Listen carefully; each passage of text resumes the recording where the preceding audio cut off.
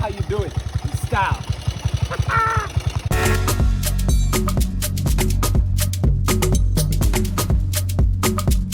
What's up, people? How you doing?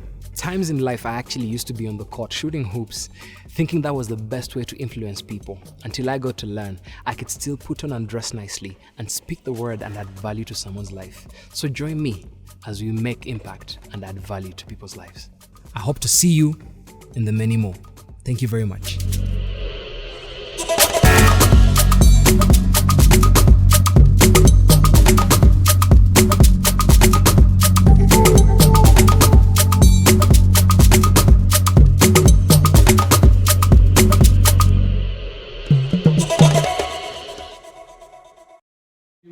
I'm going to have another amazing guest today. Today we have our very own brother, Mr. Kimotho. I usually call him a pastor because for me he's been a very good brother, but also a mentor to me. You know, when I stayed at his place, he really gave me some very, very exquisite advice, and which until date I still hold on to that.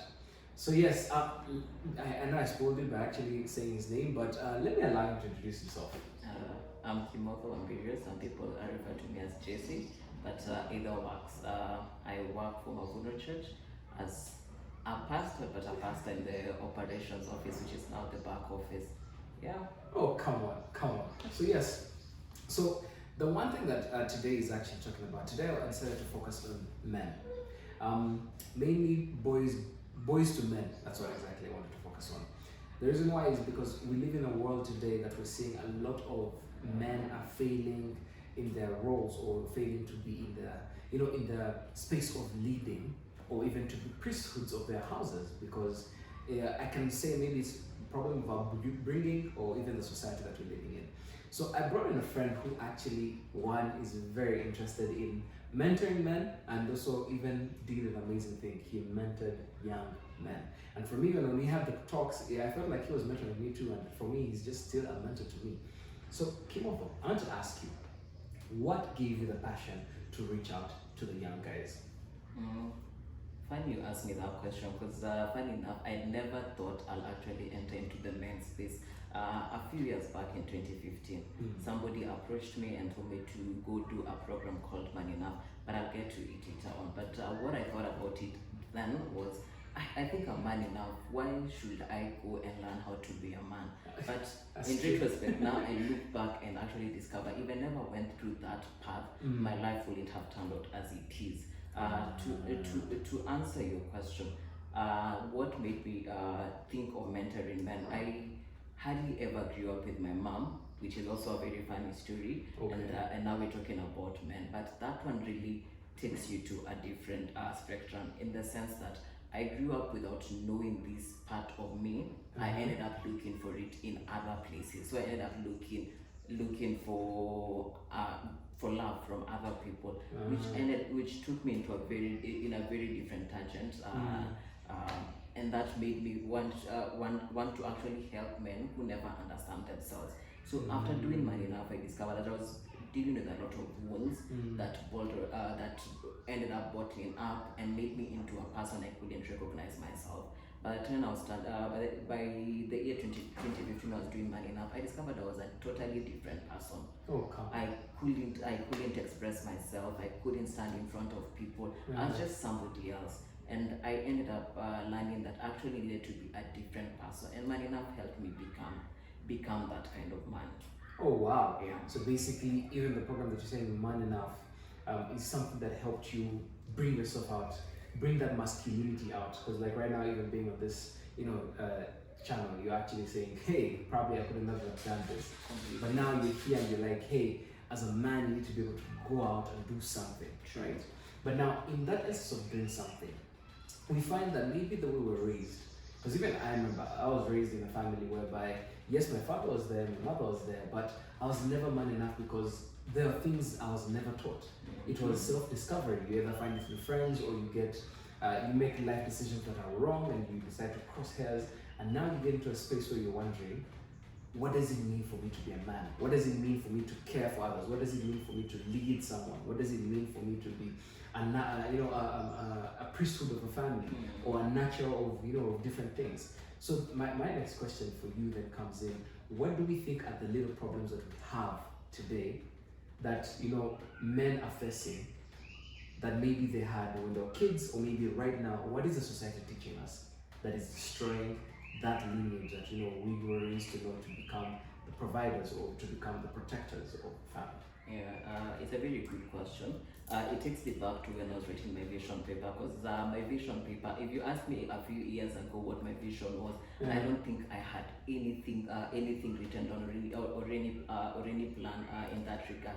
Now looking back, my vision is all about men, because I'm really now coming to that place. I actually understand who men are and what men are called to do, and I'm really passionate about that.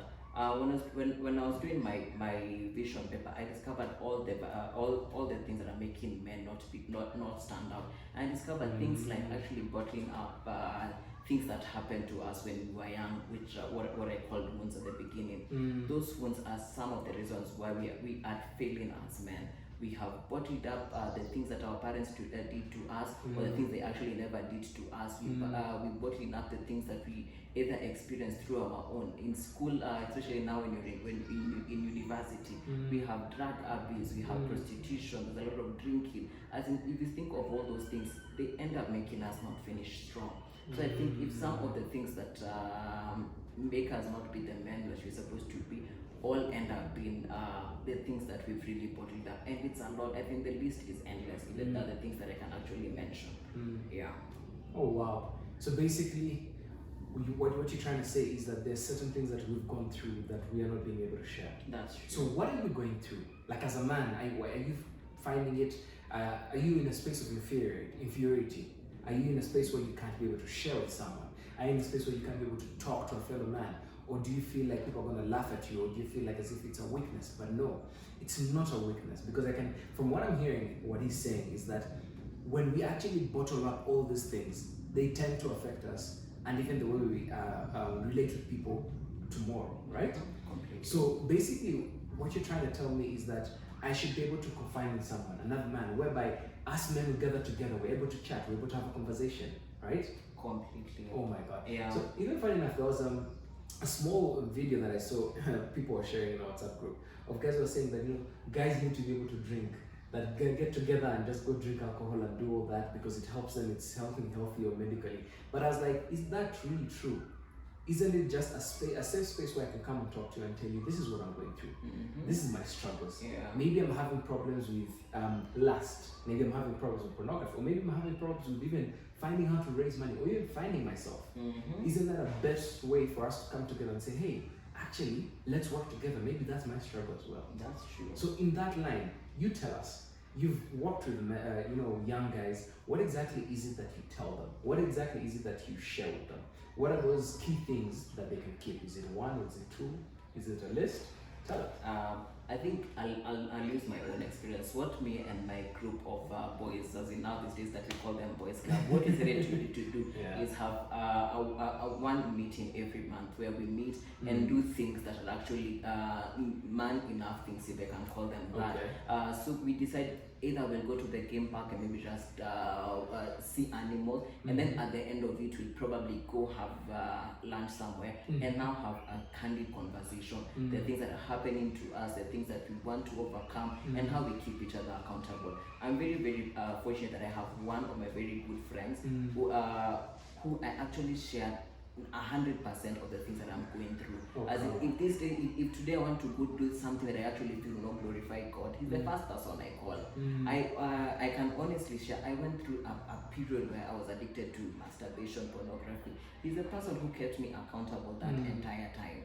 As in the person I will call, hey dude, tumefika hapa, and that person will actually walk me through. It's been 6 years of friendship now, and I really thank God for such a person. Yeah, to answer Aline's question, I think you always need those people that you can sit down with and be very candid with. You can share your entire life story, your struggles and everything, and they'll actually keep you accountable. They can be three. You can decide, let me just have 3 good friends that I'll call. Mine are a little bit many because we're a group of 6 people, but we've grown up together. Some of them I went to high school with, some of them we ended up working before I joined Bavono. So it's people that I have grown my relationship with. And funny enough, guys think that the only place they can hang out is where there are booze or ladies. Funny enough, you don't really have to do all that. Oh, come on. You can actually just decide to go to Longonot. You just need to fuel a car and go all the way to Longonot or Ngong Hills. As in, you have different things that you can do. Or even if it's very, very far, we have things like bowling. As we go for bowling, play a few rounds and then end up having a conversation over a meal. Or even just have a sleepover where you're doing karaoke and decide, maybe this is when we do. And as often as you can. I think the often that you do it is the more open that you become. Oh, wow. So for me, that's what has worked for me. Oh, wow. Listen to that guy.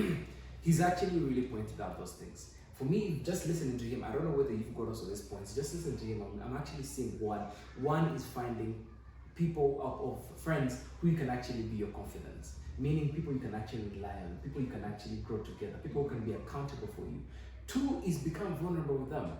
Become vulnerable, because at that space, that's when you actually see yourself growing. Because some of us seek for transformation, but transformation is only for God. For us, what you can do is influence. And in that space, as you influence, then God allows transformation to happen. The only thing is, you must have a willing heart as well, right? The next thing that I'm saying here is have fun, right? Fun does not mean always you must be in a bar, you must be with the ladies, or you must be doing. Find something that as men, is it bowling, as you said? Or by the way, here in Kenya, that's when actually we have things like mountain climbing or hill climbing. That's why he was mentioning things of long routes and everything like that. All those things get to happen. Go for a hike, do something interesting. And for me, those are three things I get to see. One, find friends who you can actually be able to confide in. Two, have fun so that you can actually see it happen. And then three, keep each other accountable. That's very true. Oh my God. So guys, maybe you're looking and wondering, who can I be able to find as a fellow friend who can actually confide in? If not, join us today. Let's actually be able to talk together. Let's be able to come together. Let's be able to raise each other. By the way, for me, I love what he does, and I even love talking to him because just from a single sentence, he gives such an amazing advice. So hey, you never know. Maybe he could actually be able to mentor us. You never know. Just reach out. But I really thank you very much for tuning in, and I really thank you, Brother Kimotho. That was really great. And I'm looking forward to more of our conversations, right? Yes, we still owe each other a meal. That's true, that's true. So hey guys, that's it for today. If you really want to be able to reach any of us, just write in the comment section and I'll be able to reach out to you. If you want to actually be able to get into a boys club, join us. It will be fun.